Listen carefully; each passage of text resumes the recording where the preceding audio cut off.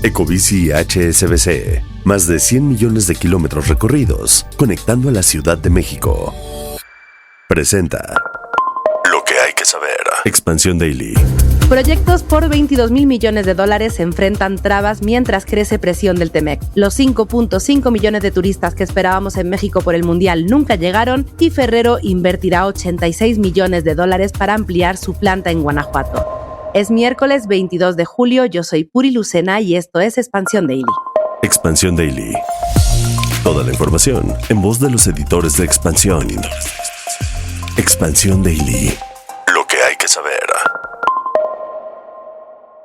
Bienvenidas y bienvenidos a un episodio más de Expansión Daily. Recuerda, suscríbete y comparte este podcast para que más gente esté bien informada. Hoy está conmigo Fernando Guarneros, editor de tecnología en Expansión. ¿Cómo estás, Fer? Hola, Puri. Yo muy feliz. Yo la verdad siento que estaría mucho más feliz siendo tú. O sea, yo ahorita seguiría de fiesta, un mes de fiesta después de ser campeón mundial, pero ahorita me encuentro muy bien, muy contento. Yo me estaba preguntando hasta cuándo dejamos de hablar del mundial. Esto es como cuándo hay que dejar de felicitar el año nuevo, cuándo hay que dejar de sentir nostalgia por el mundial. Yo intenté determinar que ya, ayer era mi último día, pero la verdad es que hoy todavía he hablado mucho de la victoria de España en este mundial, así que bueno, todavía tenemos resaca. Y definitivamente yo sigo en depresión post-mundial. Pero mira, mientras tanto, de algo de lo que sí tenemos que hablar y de algo de lo que no vamos a parar de hablar este verano es precisamente el TEMEC. Y hoy venimos cargados de varias notas sobre este tema, porque varios organismos internacionales y analistas coinciden en que la incertidumbre comercial está llevando a muchas empresas a retrasar o replantear proyectos hasta tener mayor claridad sobre el futuro de la integración regional. Esto ya lo veníamos viendo, pero en este escenario cobra mayor relevancia que más de 22,000 millones de dólares en inversiones para México enfrenten distintos obstáculos para concretarse, Fer. Y creo que es importante, Puri, primero señalar que, para no dar un diagnóstico de pesimismo a nuestros podescuchas, que no se trata de proyectos cancelados, sino que son proyectos que están avanzando a ritmos distintos a los previstos originalmente. Y eso se debe a varias circunstancias, algunos por litigios ambientales, otros por procesos regulatorios. También hay conflictos sociales y cuando precisamente quieren atraer y materializar esas nuevas inversiones, justo esto se vuelve muy importante en un momento en que atraer nuevas inversiones es relevante para mantener la competitividad del país. Y creo que es importante también irnos a los primeros días del gobierno de Claudia Sheinbaum, porque en ese entonces un grupo de grandes empresas estadounidenses ratificó inversiones por más de 20,000 millones de dólares como una señal de confianza en México y de continuidad hacia sus planes de expansión. Dos de los proyectos más representativos concentraban alrededor del 80% del monto comprometido. Uno de ellos era de 15,000 millones de dólares de México Pacific para desarrollar la terminal de gas natural licuado Saguaro Energía y el gasoducto Sierra Madre. Y el otro que creo que es más mediático o que tuvo más impacto fue el de 1,500 millones de dólares para el complejo Perfect Day México de Royal Caribbean en Majagual, Quintana Roo, que no tuvo la autorización ambiental para desarrollarse bajo el diseño original. Y, como lo decía, tuvo muchas críticas por parte de la sociedad que se opuso a este proyecto. Sí, creo que es importante esto que comentabas, ¿no? No quiere decir que estén cancelados, están en muchos casos en un proceso de reconfiguración. Tendremos que ver hacia dónde avanzan y no son los únicos. Hay otros proyectos relevantes que muestran distintos grados de avance, como Amigo GNL, que fue presentado como parte del Plan Sonora con una inversión estimada de alrededor de 6,300 millones de dólares para desarrollar una terminal de exportación de gas natural licuado en Guaymas. Aquí lo que ocurrió es que un juez federal concedió una suspensión que mantiene detenido el proceso de autorización ambiental. Ese es uno de los temas que más están retrasando los proyectos. Y esta situación, Fer, coincide con un escenario en el que la competencia internacional por atraer capital también se intensifica. México conserva una ventaja que pocos países pueden ofrecer, como es su cercanía con Estados Unidos, una plataforma manufacturera consolidada a lo largo de todos estos años de tratado comercial y el acceso preferencial al mercado estadounidense a través del TEMEC. Pero lo que comentan los especialistas, a nuestra compañera Patricia Tapia, es que esta integración hoy también introduce un elemento de cautela. Lo hemos visto en los últimos meses con la revisión del acuerdo comercial, la permanencia de aranceles sobre sectores estratégicos y la posibilidad de un endurecimiento de las reglas de origen. Y creo que también ante estas conversaciones y las rondas que ha habido en torno al TEMEC, es lo que mencionan los especialistas, ¿no? Avanzar con éxito en la revisión del tratado va a ser algo primordial para recuperar esa certidumbre y en ese sentido la tercera ronda de negociaciones bilaterales entre México y Estados Unidos va a ser clave porque ambos países son sus principales socios comerciales, también son los principales mercados de exportación entre ellos y una revisión exitosa fortalecería la inversión, el empleo y la competitividad de América del Norte. Creo que no estamos diciendo en ese sentido nada nuevo, lo veníamos viendo años atrás. Y ayer precisamente se reunieron autoridades estadounidenses y mexicanas para esta tercera ronda de conversaciones sobre el TEMEC con una agenda que combina viejas disputas comerciales, nuevos aranceles y medidas que a consideración del gobierno mexicano limitan el acceso de sus productos al mercado estadounidense. Marcelo Ebrard, el secretario de Economía, recibió en la Ciudad de México a la delegación de la Oficina del Representante Comercial de Estados Unidos, que participará en las reuniones hasta mañana, 23 de julio. Recordemos, ya hubo una primera ronda de reuniones en mayo aquí en la Ciudad de México, en junio fue en Washington y ahora en julio toca de nuevo aquí. Y se presentaron 13 reclamos por parte de México y ahorita se los vamos a enumerar. El primero es el recargo arancelario temporal del 10% impuesto por Estados Unidos. El segundo son los aranceles de la sección 232 al acero, aluminio, sus derivados y vehículos ligeros. También los aranceles e investigaciones sobre la madera, productos forestales, vehículos pesados, también los semiconductores, los productos farmacéuticos y el cobre. Otro que también es relevante mencionar es el incumplimiento de Estados Unidos al fallo del panel del TEMEC sobre reglas de origen automotrices. Aquí México y Canadá ganaron esa controversia, pero Washington no ha modificado por completo su interpretación sobre cómo contabilizar el contenido regional de los vehículos. También están las barreras comerciales estatales como regulaciones de bienestar animal en California y el impuesto al aguacate en Florida. Y a esto se suma la nueva regulación del etiquetado para productos cárnicos que permite usar la leyenda de producto de Estados Unidos solo cuando los animales nacieron, fueron criados, sacrificados y procesados en territorio estadounidense, lo que el gobierno considera como un uso abusivo del mecanismo laboral de respuesta rápida. También sanciones laborales impuestas a agentes aduanales mexicanos, las restricciones al ingreso de productos mexicanos al mercado estadounidense, la terminación del acuerdo de suspensión del tomate que reactiva una cuota compensatoria del 17.09%, esto se lo hemos venido también contando aquí en el Daily, el impuesto del 1% a las remesas enviadas desde Estados Unidos al extranjero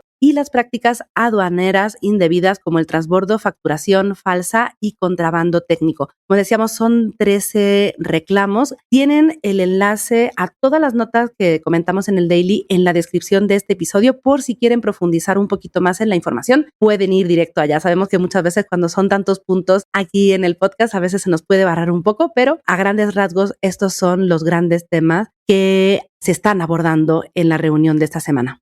Sí, y también cabe mencionar que México no es obviamente el único país con el que tiene estas conversaciones comerciales y diría hasta cierto punto disputas con Estados Unidos. Durante una entrevista con CNBC, Jamieson Greer, el representante comercial de Estados Unidos, defendió la decisión del presidente Donald Trump de imponer aranceles del 50% a determinados productos canadienses. En esta relación también con Canadá, el tema de los aranceles sigue causando polémica y sostuvo que la medida responde a restricciones comerciales que Ottawa mantiene desde hace más de un año y que a su juicio siguen sin resolverse. En esta entrevista también Greer anunció que Estados Unidos prepara nuevos aranceles que podrían afectar a unos 60 países antes de que los gravámenes globales temporales establecidos por el presidente Donald Trump expiren esta semana. Esos aranceles que podrían afectar a los principales socios comerciales de Estados Unidos deben reemplazar a los impuestos aduaneros temporales del 10% instaurados por Trump tras la invalidación por la Corte Suprema de los recargos establecidos el año pasado. Así que, como decías, México no es el único país que está en esta conversación. Venimos hablando muchísimo, ¿no?, de cómo todo el mundo está en la mira de los aranceles de Trump. Y en esta parte del TEMEC también hemos venido hablando de cómo se está comportando, de cómo afecta a los productos agropecuarios. Uno de ellos son los berries. Fíjate que los productores de la Asociación Nacional de Exportadores de Berries advirtieron que la implementación de certificaciones laborales para las agroexportaciones de berries por parte de la Secretaría del Trabajo Federal podría convertirse en una carga administrativa para los pequeños productores del país. El sector lo que dice es que comparte los objetivos de fortalecer los derechos laborales, de mejorar la trazabilidad y de elevar los estándares, pero considera indispensable que las nuevas obligaciones no se conviertan en una carga burocrática que limite la competitividad de la industria. Creo que este tema está muy interesante, por lo menos las advertencias que lanza la asociación también me parece que se necesita escuchar porque, como lo dijiste, en esta etapa de revisión del TEMEC, uno de los focos principales es la política internacional alineada a los compromisos internacionales en materia laboral. En ese contexto, desde el gobierno de la presidenta Claudia Sheinbaum, se implementaron certificaciones laborales para las agroexportaciones que acrediten el cumplimiento de las obligaciones en materia de seguridad social a lo largo de la cadena productiva.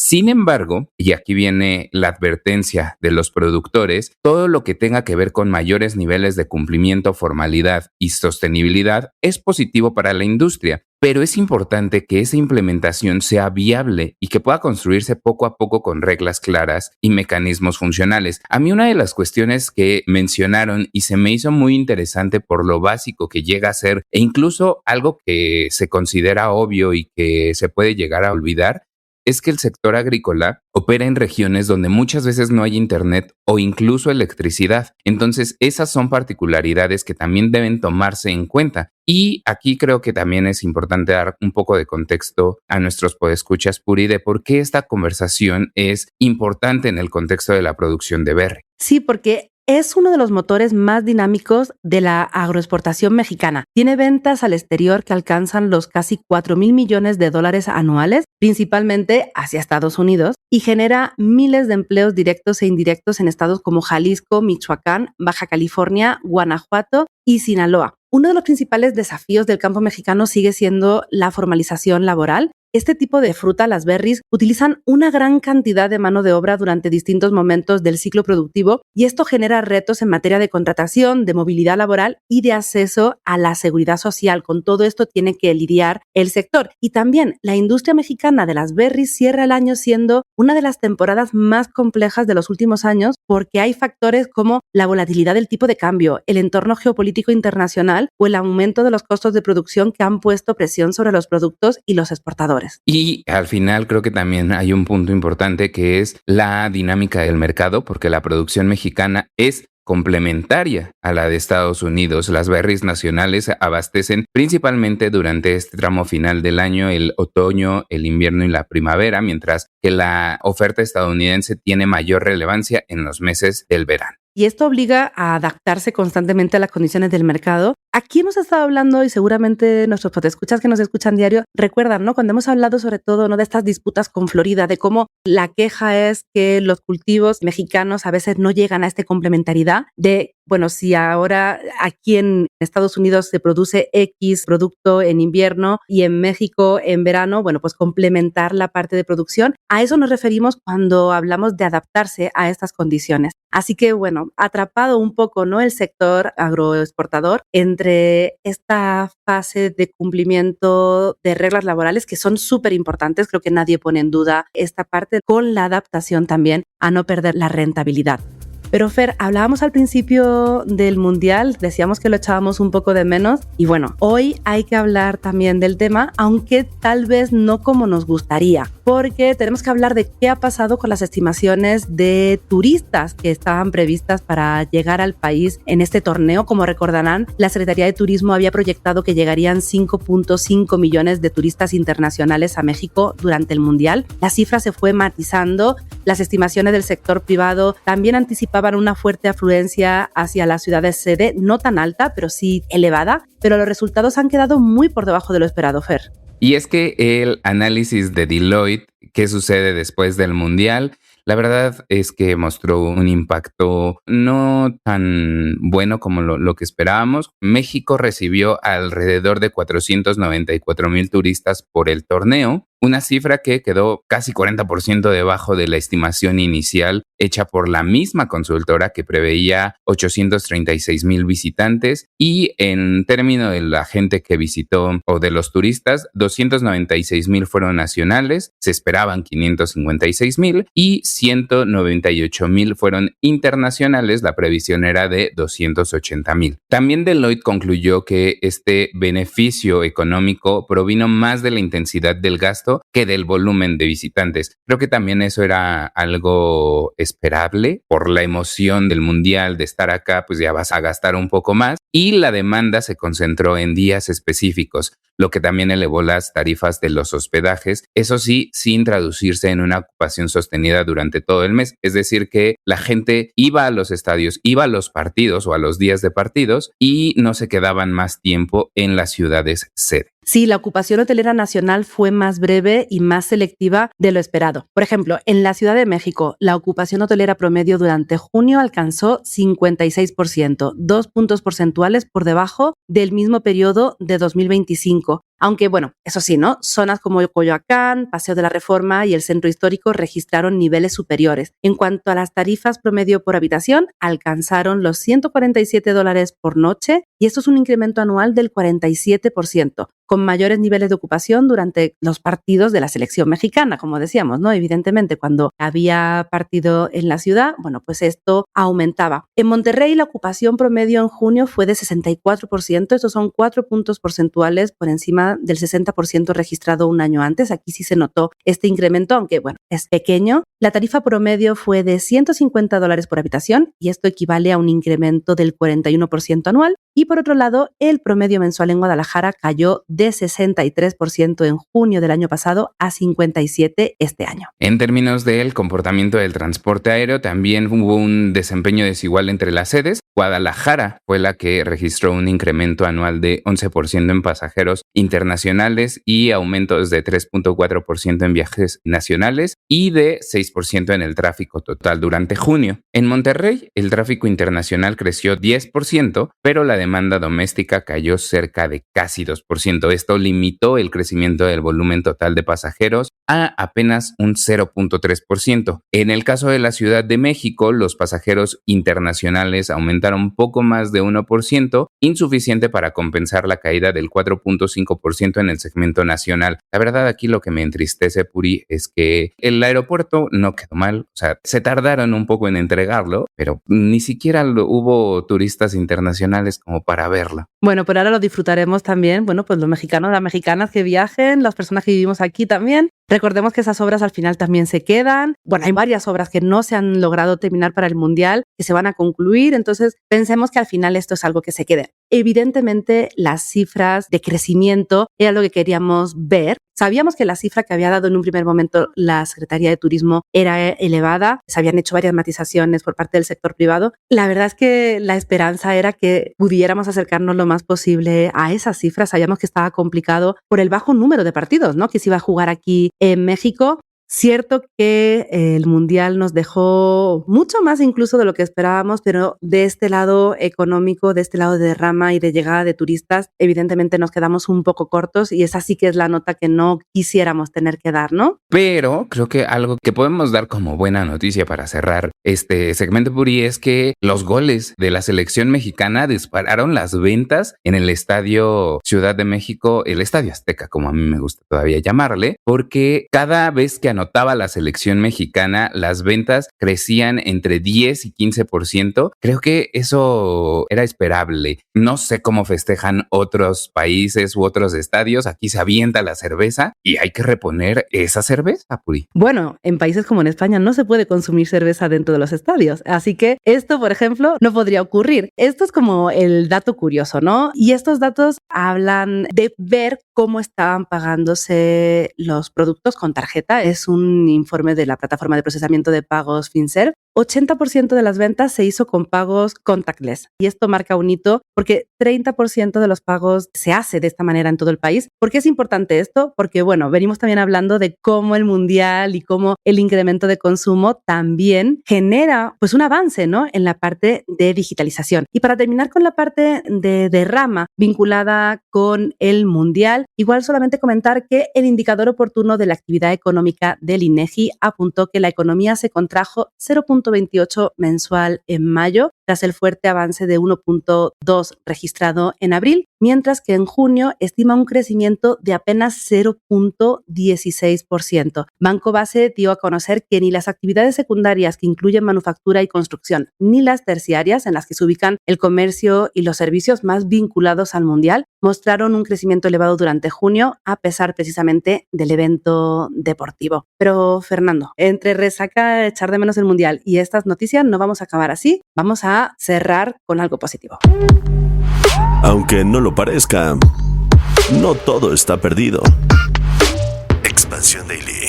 Porque Ferrero reforzará su apuesta por México con una inversión de $86 millones para ampliar su planta de San José Iturbide, incrementar su capacidad de producción de Nutella y chocolates, fortalecer su infraestructura energética y logística y consolidar al complejo como uno de los principales centros de manufactura del grupo para Norteamérica. De verdad que yo siento que la Nutella es de esos productos que le gustan a casi todas las personas. Conozco muy poquitas que me dicen no me gusta la Nutella, los miro con extrañeza, pero es importante esta inversión. La verdad es que nos vamos de este daily con buenas noticias porque también se va a aprovechar para acelerar la expansión de Ferrero hacia nuevas categorías de consumo como helados, galletas y golosinas. Yo me imagino un helado sabor Nutella o algo así. Uf, sería riquísimo.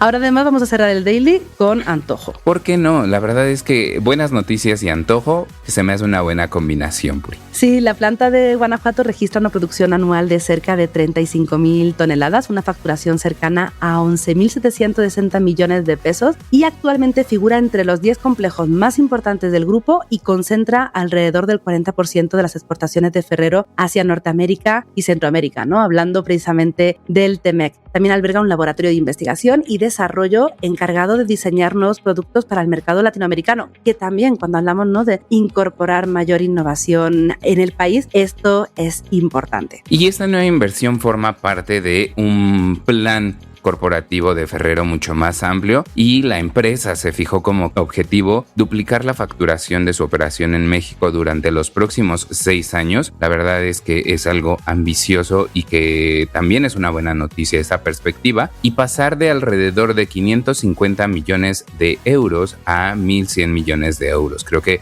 como lo decía, es un desafío porque ya tienen alrededor del 30% del mercado de chocolates, así que para seguir creciendo no solo basta con ganar participación, sino que también deben enfocarse en hacer crecer su mercado.